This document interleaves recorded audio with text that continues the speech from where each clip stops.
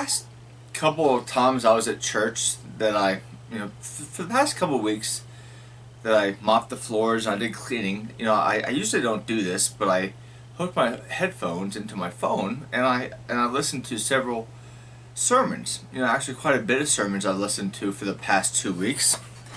As a pastor myself, I like to listen to others because I need to be spiritually fed.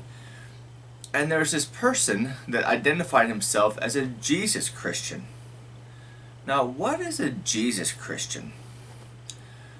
It was a little odd teaching, and I didn't know that at first. The first video I saw was, wow, I mean, it's pretty extreme, but I gotta say it's biblical, and theology of salvation. And now it turns out, I think it's basically, selling everything you own, giving it to the poor, and believing in Jesus, obeying Jesus, following Jesus. And they believe one way we follow Jesus is that you give everything away to you sell everything, you give it to the poor. Like when the rich young ruler went to Jesus and he asked Jesus, well, how am I saved? And Jesus said, well, follow the commandments. And the young ruler said, well, I do all those things. Then Jesus said, well, sell all your possessions, give to the poor, then follow me. But here's the deal with that, is Jesus said to that person to do that. Did Jesus tell Zacchaeus to give everything away to the poor and follow him? No, he didn't. What about the demon-possessed man that Jesus took the demons out of and gave it to the swine? That guy came up to Jesus and actually told Jesus he wanted to follow him, and Jesus said no. Stay here in your family. And if he would have stayed in his family, he would have built up a home for him, a home with possessions.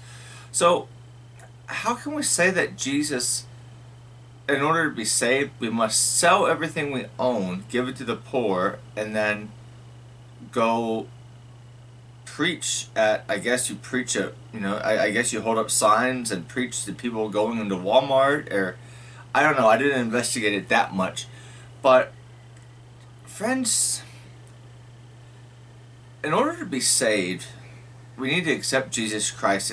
Paul writes in Romans 10:9 that if you confess with your mouth Jesus is Lord, and you believe in your heart that God raised him from the dead, you will be saved.